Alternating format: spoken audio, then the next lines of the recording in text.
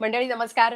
Haware engineers and builders private limited आणि मिती group presents my dream my home with Ujjwala Haware या कार्यक्रमात आपल्या सगळ्यांचं स्वागत आहे. उज्ज्वला, स्वागत आहे तुझंही. नमस्कार. खर तर घर आणि घराचं स्वप्न हा प्रत्येकाच्या आयुष्यातला एक अत्यंत महत्वाचा आणि तसं म्हटलं तर नाजूक असा हळवा कोपरा असतो. कारण प्रत्येकाचं स्वप्न असतं की माझं घर असावं आणि आपण नेहमी म्हणतो ना की आपलं घर, माझ्या स्वप्नातलं घर. तर या घराशी ना आपल्या सगळ्यांच्या भावना खूप जोडलेल्या असतात. मला वाटतं उज्ज्वला, एक बांधकाम व्यावसायिक म्हणून घर बांधताना तुमच्या सुद्धा भावना कदाचित या घराशी जोडलेल्या असतील. तर काय वाटतं तुला की हे घर आपलं कसं असावं? खूपच भावनिक नातं असतं हे. ऍक्च्युली आपल्या भारतामध्ये घर घेणं हा एक खूप मोठा इमोशनल इव्हेंट असतो. त्या घर घ्यायचंय हा विचार मनात आल्याबरोबरच एक वेगळे इमोशन्स, आपण जे घर घेणार आहे म्हणजे स्वप्नातलं घर आपल्याकडे असं उगाचच म्हणत नाही, त्याच्याशी खूप इमोशन्स जोडलेले असतात. नुसतं घरातल्या करत्या माणसाच्याच नाही, तर त्या बाईच्या, मुलांच्या, सगळ्यांच्या त्या इमोशन्स जोडलेले असतात. त्याच्यामुळे खरंय. घर हा एक खूप मोठा एक इमोशनल सब्जेक्ट आहे आणि तो इमोशनल सब्जेक्ट असल्यामुळे तो तितक्याच मला असं वाटतं इमोशनलीच हँडल केला जायला पाहिजे आणि मला वाटतं आम्ही तो इमोशनलीच हँडल करतो. येस, आणि मला असं वाटतं की तो इमोशनली तुम्ही करता, त्यामुळे घर घेणाऱ्याला सुद्धा ते आपलं, आपल्या मनातलं, आपल्याला जसं हवं तसं असं घर मिळतं.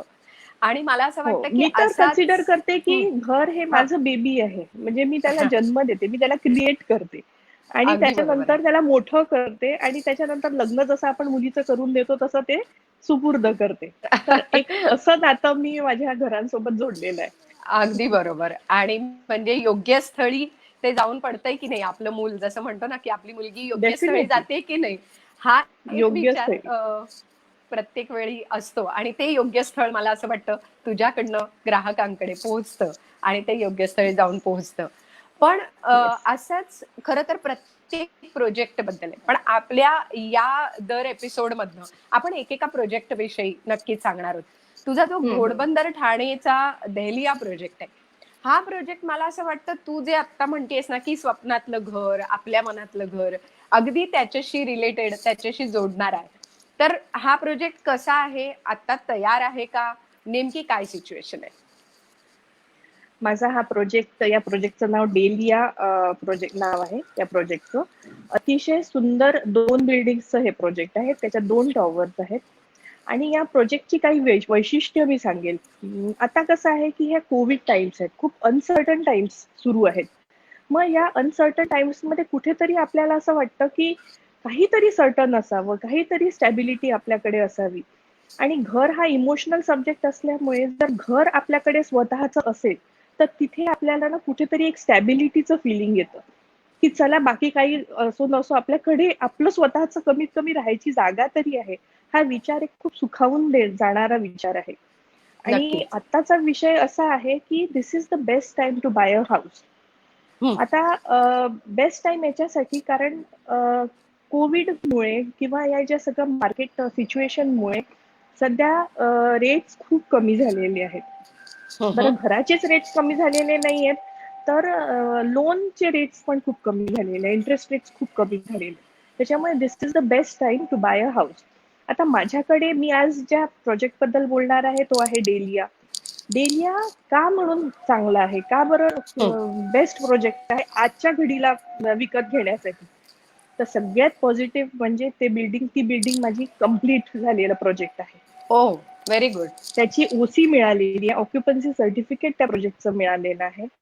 आणि असं जे प्रोजेक्ट असेल ज्याची ऑक्युपन्सी सर्टिफिकेट मिळालेलं आहे तिथे आपली बचत पण होते. आता अच्छा. बचत अशी होते की हा. जीएसटी जे आहे त्या बिल्डिंगला जीएसटी लागत नाही. आता ओ, मी छोटस बर. उदाहरण देते. समजा एक फ्लॅट तू घेतला 1 करोडचा, त्याची किंमत हम्म. 1 करोड आहे.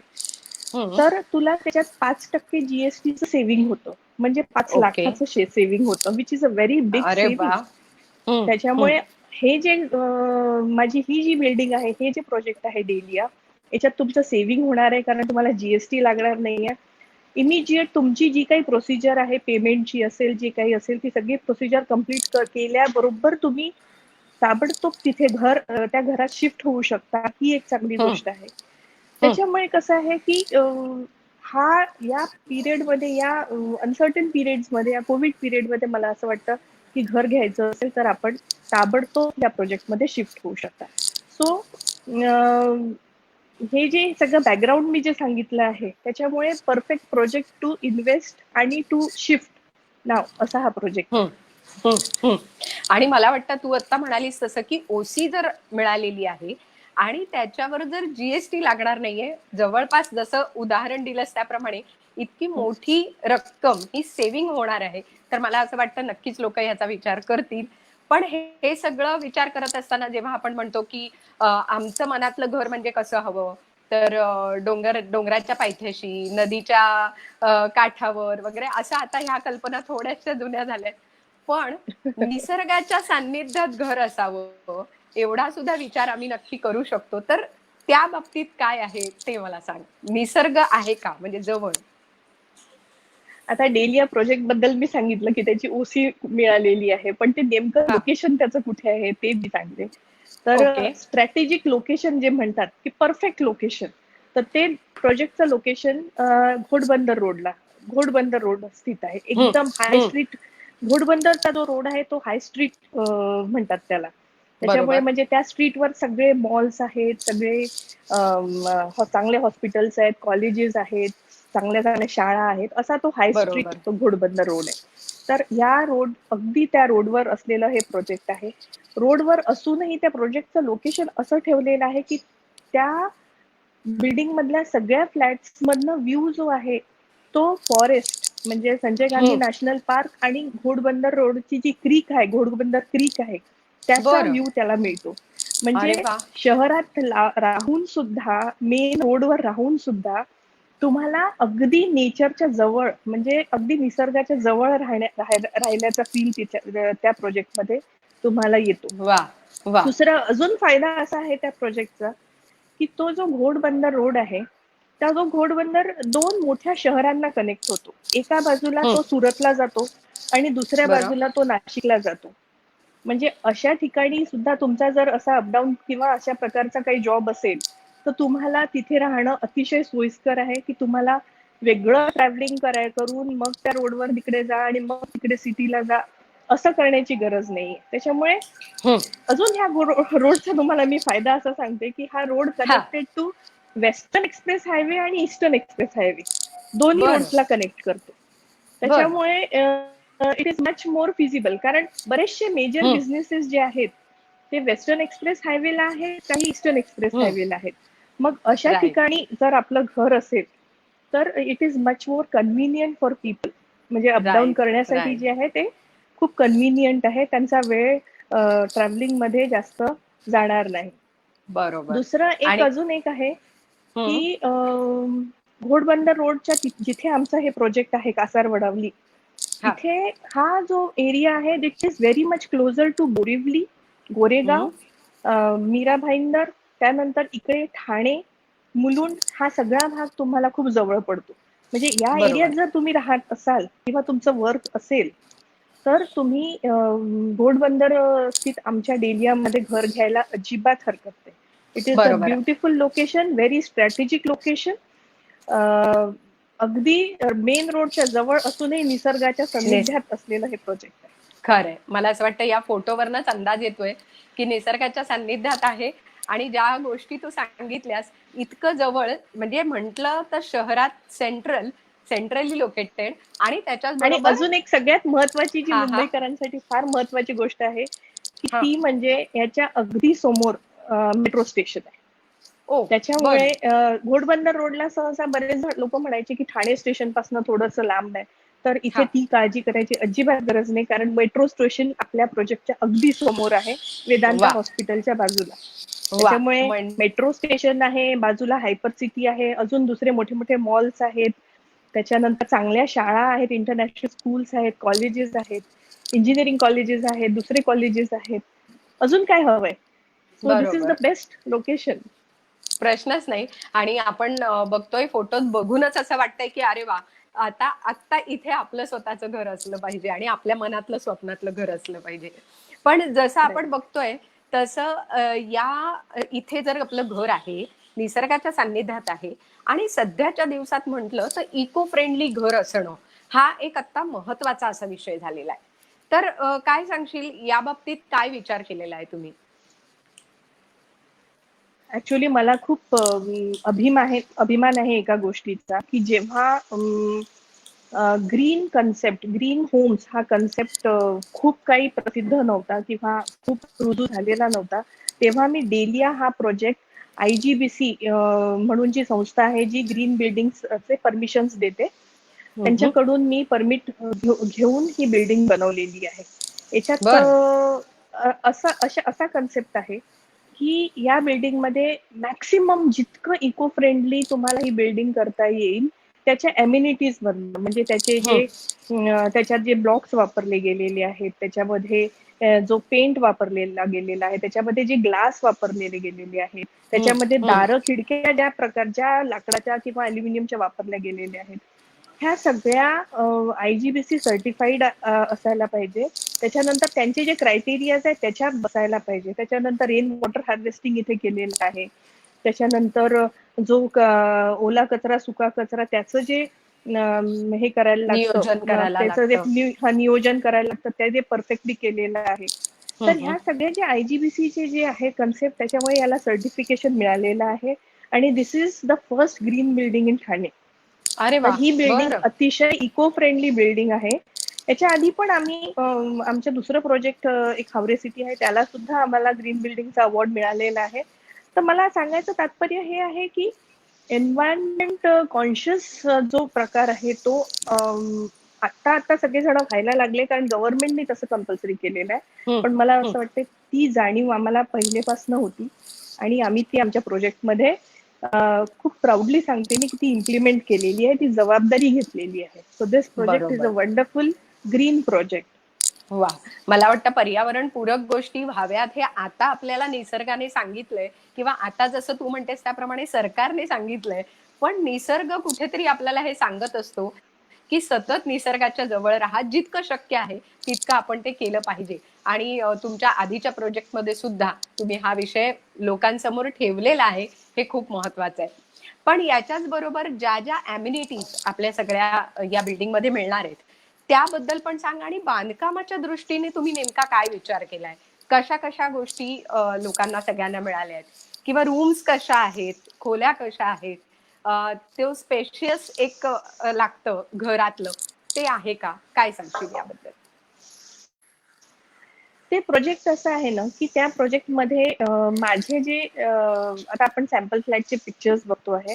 येस. बरं, हे तर सॅम्पल फ्लॅटचे पिक्चर्स आहेत, पण आतमध्ये त्याचं बेसिक कन्स्ट्रक्शन जे RCC कन्स्ट्रक्शन आहे ते कसं आहे, तर it is the best quality construction that one can give. त्यात मी सगळे ब्रँडेड, मी टाटा स्टील यूज करते, मी चांगल्या कंपनीज, ब्रँडेड कंपनीज म्हणजे ACC सारख्या कंपनीजचं मी RMC वापरते.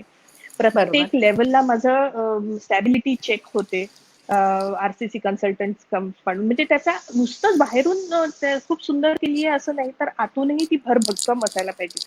तर असं बरोबर. ते प्रोजेक्ट मी आतूनही चांगलं केलेले आहे. आणि बाहेरच्या अम्युनिटीज म्हणाल तर माझ्या टाईल्स, ह्या ज्या विट्रिफाईड टाईल्स आहे ह्या माझ्या ब्रँडेडच असतात. एशियन किंवा त्याच्यासारख्या इक्विव्हॅलंट कंपनीकडनं मी ह्या टाईल्स घेते. माझे CP फिटिंग्सची गॅरंटी ही कमीत कमी 7 ते 10 वर्षाची असते. ते पण मी ब्रँडेड जॅग्वार सारखे इक्विव्हॅलंट किंवा जॅग्वार किंवा त्याच्या इक्विव्हॅलंट कंपनीज कडनंच मी माझे फिटिंग्स घेते. तर असे जे आम्ही जे फिटिंग किंवा जे सगळं अम्युनिटीज वापरते ते अतिशय, मला असं वाटते, मी नावाजलेल्या कंपन्यांचंच वापरते, जेणेकरून तिथे कुठेच कंप्लेंट करायला किंवा लोकांना असा चान्स मिळाला नाही पाहिजे. So everything whatever is used it is of a best quality आणि परफेक्ट क्वालिटी. त्याच्यानंतर जे दारं खिडक्या, तर रूम्स सांगते. All rooms are spacious, all rooms are well ventilated, all rooms are म्हणजे तिथे लाईट भरपूर येतो. कारण मी त्याचं एक कारण आता सांगायला, नवीन जो कन्सेप्ट यायला लागला, वर्क फ्रॉम होम. बरोबर. कारण आता कंपल्सरी वर्क फ्रॉम होम सुरू झालंय लोकांचं. तर जेव्हा आपण दिवसभर घरात राहतो तेव्हा त्या घरात जर प्रॉपर लाईट व्हेंटिलेशन असेल तर तिथे आपण दिवसभर राहू शकतो. नाहीतर खरंय. त्या घरात क्लॉस्ट्रोफोबिक व्हायला होईल आणि तिथे गुदमरल्यासारखं व्हायला होईल, आपण नाही राहू आणि शकणार. तर त्याच घरात आपण कामही उत्तम करू शकतो त्याचमुळे. एक्झॅक्टली, कारण पॉझिटिव्हिटी होते ना, क्रिएट होते ना त्या राईट, घरात. राईट, मग राईट. असे मला असं वाटते आमचे जे फ्लॅट्स आहेत हे सगळे पॉझिटिव्ह वाईब्सचे फ्लॅट्स आहेत, आणि म्हणून ते लोकांना आवडतात, आणि म्हणून त्याचं बुकिंग चांगलं होतं. तर राईट, राईट. अशा अम्युनिटीज मी याच्यात दिलेल्या आहे. दुसरं, मी अजून एक महत्वाचा मुद्दा याच्यात सांगेल, हा हा. की आता कसे आहे की जे मिलेनियल्स म्हणतात, म्हणजे 85 टू 95 या 80 म्हणजे 1995 टू 1895 टू सॉरी 1985 टू 95 याच्यात जन्मलेले जो लोक आहेत, त्यांचे ओके, विचार ओके. बघा खूप वेगळे आहेत. त्यांचे हा विचार, हा. त्यांना कॉम्पॅक्ट घरं आवडतात.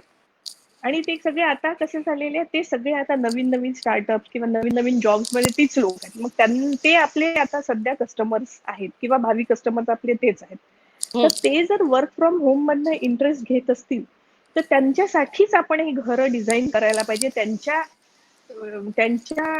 जे स्वप्नातलं घर आहे त्या दृष्टीने. प्रकारचे हम्म. मला असं वाटते घर आपण डिझाईन करायला पाहिजे. आणि मला हम्म. असं वाटतं ही घरं आपली परफेक्ट आहे, कारण त्यातली एक रूम तुम्ही कधीही कन्वर्ट करू शकता स्वतःचं ऑफिस म्हणून, आणि यू कॅन बरोबर. Definitely work from home. वा. दुसरी गोष्ट याच्यात एक चांगली अशी आहे की मी याच्यात एक्स्ट्रा जे खर्च आहेत, कारण हम्म, हम्म, आपण हम्म. बघतो मोठ्या मोठ्या सोसायटीज आहेत, त्यांच्याकडे क्लब्स असतात, स्विमिंग बरोबर. पूल असतो. हम्म. हम्म. आता काय होतं की हे जे क्लब, स्विमिंग पूल्स वगैरे ना, दिसायला खूप छान वाटतं, सांगायला पण खूप छान वाटतं, पण वापर जेव्हा करायला जातो पहिल्या वर्षी तुम्ही खूप छान वापरतात, हम्म. पण नंतर त्याचा वापर कमी होत जातो. आपल्याला वेळच मिळत नाही स्विमिंग पूलकडे फिरकून बघायला, पण वेळ मिळत नाही. मग बरोबर. अशा वेळेस काय होतं की त्याचं आपल्याला मेंटेनन्स मात्र भरत राहायला लागतं, आणि मेंटेनन्स इतकं हेवी आहे त्याचं. कारण मी तर असं ऐकलं की बीएमसी मध्ये, म्हणजे बॉम्बे हा. म्युन्सिपल कॉर्पोरेशनच्या लिमिटमध्ये ज्या ज्या सोसायटीज मध्ये स्विमिंग पूल आहे, हम्म. त्यांचा प्रॉपर्टी टॅक्स त्यांनी वाढवलेला आहे, कारण पाणी ओ. जास्त लागतं. बरोबर. त्याच्यामुळे ह्या सोसायटीमध्ये मी स्विमिंग पूल किंवा क्लब हम्म. दिलेला नाहीये, पण बर. माझ्या दोन्ही विंग्स मध्ये मी वेगळा वेगळा जिम दिलेला आहे. अच्छा. त्यानंतर माझा जी सोसायटी आहे, जे पूर्ण ओपन स्पेस आहे माझ्या बिल्डिंगचा अवतीभोवती, भरपूर मोठा ओपन स्पेस आहे. हम्म, तिथे हम्म. भरपूर झाडं लावलेली आहेत. तिथे पण फिरायला मोकळी अशी भरपूर जागा आहे. त्याच्यामुळे मी क्लब्स वगैरे हे न देता मी तिथे 2 विंग्सला 2 स्विमिंग पूल दिले, 2 जिम्स दिलेले आहेत. जिम्स त्याच्यामुळे दिलेले कसं आहेत. की it is very light on my customers pocket. बरोबर. मेंटेनन्स त्यांना बरोबर. तिथे राहण्याचा मेंटेनन्स त्यांना अगदी कमी येणार आहे. That I can assure. बरोबर तर आहे. ह्या म्हणजे सगळ्या अम्युनिटीज ह्या प्रोजेक्टमध्ये मी दिलेल्या आहेत. नक्कीच. आणि मला असं वाटतं की प्रत्येक वेळी, म्हणजे जसं सुरुवातीला सुद्धा तू सांगितलंस की ओसी तयार आहे, त्यामुळे तुम्हाला जीएसटी भरावा लागणार नाहीये. इथे क्लब हाऊस नाहीये, त्यामुळे जास्त जो खर्च आहे तो तुमचा वाचणार आहे. तर मला असं वाटतं की येस. ग्राहकांच्या खिशाचा विचार करणारे असे खूप. बिल्डर आम्ही पहिल्यांदाच बघतोय की एका दृष्टीने आमचा सगळ्यांचा विचार करून ग्राहकांना कसं आनंदी ठेवता येईल आणि ग्राहकांना कसं आवडेल, हा विचार मला असं वाटतं तुम्ही सगळ्यांनी सातत्याने केलेला आहे. आणि नाही, माझी म्हणूनच. कंपनी तर अशी आहे की मी फक्त ग्राहकांमुळेच माझी कंपनी आहे, हा माझा खूप ठाम मत हम्म. आहे. आणि बरोबर. ग्राहकांना जे हवं तेच आपण जर देत राहिलो आणि प्रॅक्टिकली प्रत्येक वेळेस विचार करत राहिला, तर मला वाटतं कंपनी ती कंटिन्युअस अपडेटेड राहते. बरोबर आहे. आणि म्हणूनच मला असं वाटतं की लोकांच्या मनात, जसं लोकांच्या मनातलं घर तू बांधून देतेस, तसं त्यांच्या मनात तुझं एक घर आहे, की ज्या पद्धतीने त्यांना सांगतेस, त्यांना अम्युनिटीज देतेस, त्यांच्या दृष्टीने विचार करतेस, तर मला असं वाटतं की त्यांच्या स्वप्नातलं घर तू पूर्ण करतेस, आणि त्यामुळे त्यांच्या मनात तू घर केलेलं आहेस हे निश्चित आहे. पण आता मला सांग की जसं कोविडच्या बॅकग्राऊंडवर मगाशी तू त्याचा उल्लेख केलास, इन्व्हेस्टमेंट कुठे करावी, काय करावी, हा सगळा प्रश्न सध्याच्या दिवसात लोकांच्या मनात आहे. तर पुन्हा एकदा जाता जाता मला असं विचारायचंय की या दिवसात प्रॉपर्टीमध्ये इन्व्हेस्ट करणं हे शहाणपणाचं ठरेल का? काय सांगशील? माझं ठाम मत आहे, आणि नुसतं मत म्हणजे मी नुसतंच बोलायचं म्हणून बोलत नाहीये, पण आजच्या काळात एक तर मी तुम्हाला मगाशी सांगितलं की स्टॅबिलिटी, ही घर आपलं स्वतःचं घर आहे म्हटल्यावर आपल्याला एक स्टेबल फिलिंग येतं, एक सर्टन फिलिंग येतं, एक स्ट्रॉंग हम्म. फिलिंग येतं. हम्म. दुसरं, आत्ताच्या घडीला रॉक बॉटम प्राइसेस झालेले आहेत. सगळ्यांनी आपले रेट्स कमी केलेले आहेत. त्याच्यामुळे इतक्या आता पुढे जर जे काही होईल ते रेट्स वाढतीलच. त्याच्यापेक्षा कमी रेट जाणं शक्य नाहीये. तिसरी गोष्ट की लोन. जेव्हा तुम्ही होम लोन्स घेता, तर आता होम लोन्सचा भाव खूप कमी झालेला आहे. हं. त्याच्यानंतर मोरेटोरियमचा पण गव्हर्नमेंटनी फॅसिलिटी दिलेली आहे 6 महिन्यापर्यंतची. त्याच्यामुळे हा एक अजून फायदा कस्टमरसाठी आहे. त्याच्यामुळे this is the best time to invest. आता दुसरीकडे तुम्ही कुठे इन्व्हेस्ट करणं तुम्हाला कॉन्फिडंट वाटू शकतं. पण मात्र घरात तुम्ही इन्व्हेस्ट करणं तुम्हाला अतिशय this is the best time to invest. कारण ह्या सगळ्या याच्यामुळे आणि परिस्थितीमुळे मला वाटते प्रॉपर्टीमध्ये हाच बेस्ट टाइम इन्व्हेस्टमेंट हीच सगळ्यात चांगली वेळ आहे. बरोबर आहे. आणि डेलियाबद्दल सांगायचं म्हटलं तर मी जे सांगितले त्याचे पॉझिटिव्ह, त्याच्यात इतकं सगळ्यात बेस्ट ऑफ द अम्युनिटीज देऊन आणि सगळं हे करूनही मला असं वाटतं की आमचं जे प्रोजेक्ट आहे किंवा डेलियातले जे फ्लॅट्स आहेत ह्याचे सगळ्यात कॉम्पिटेटिव्ह रेट्स आहेत. बर इतक्या चांगल्या रेट्स मध्ये. आणि त्याच्यानंतर मी अजून एक माझ्या कस्टमर्सला फॅसिलिटी अशी दिलेली आहे की कोविडमुळे प्रत्येकाला एक तर बऱ्याच जणांना घराच्या बाहेर निघता नाही येत आहे, कोणी गावी अडकलेलं आहे, कोणी काय, तर त्यांना आम्ही काही तशा सोयी दिलेल्या आहेत की तुम्ही पेमेंट या हिशोबाने, तर त्याच्यात पण आम्ही अशी फॅसिलिटी दिलेली आहे की तुम्ही तुमच्या हिशोबाने पेमेंट करू शकता. म्हणजे आम्हाला त्यांनी जर त्यांचे प्रॉब्लेम्स जेन्युइनली समजावून सांगितलं तर त्याच्यात पण आम्ही ते त्यांना सगळे ऐकून वेळ घ्यायला देताय. आणि त्याच्यानुसार वेळ द्यायला आम्ही तयार आहोत. तर ती सुद्धा बरोबर. फॅसिलिटी आम्ही याच्यात दिलेली आहे. खरंय. मला वाटतं एवढं सगळं ऐकल्यानंतर नक्कीच घोडबंदर रोड ठाणे इथलं डेलिया हा जे प्रोजेक्ट आहे त्या प्रोजेक्टमध्ये आपण इन्व्हेस्टमेंट करावी आणि तिथलं घर जे आपल्या स्वप्नातलं घर आहे ते नक्की आपल्याला तिथे बघायला मिळणार आहे. आणि फोटोग्राफ्स बघून तर आम्हाला नक्कीच जाणवलेलं आहे की इथे इन्व्हेस्ट करणं योग्य राहील. बरं, आपल्या सगळ्या प्रेक्षकांना मी नक्की सांगेन की आपल्याला जर कॉन्टॅक्ट करायचा असेल तर फोन नंबर जो आहे तो कॅप्शन मध्ये दिलेले आहेत. सगळे फोन नंबर आहेत आणि ऑफिसचा फोन नंबर सुद्धा आहे. आणि मला असं वाटतं की त्या नंबर्सवर आपण फोन करा. तुम्हाला जी जी माहिती हवी असेल ती सगळी माहिती नक्की मिळेल. आणि उज्ज्वला, माय ड्रीम, जेव्हा माझं ड्रीम असं म्हणतो तेव्हा नक्कीच ते आपलं सगळ्यांचं एक मनातलं स्वप्न असतं. आणि ते स्वप्न पूर्ण करण्यासाठी आपण दर शुक्रवारी भेटत राहणार आहोत. आणि प्रत्येक शुक्रवारी असाच एक वेगळा प्रोजेक्ट घेऊन आपण येणार आहोत. पण जाता जाता आज आपण या प्रोजेक्ट बद्दल जितकं बोललो तर एक छोटासा व्हिडिओ आपण त्या प्रोजेक्टचा नक्की बघूया आणि तो बघून मग आपण सगळ्यांचे धन्यवाद मानूया. So thank you so much. Thank you so much.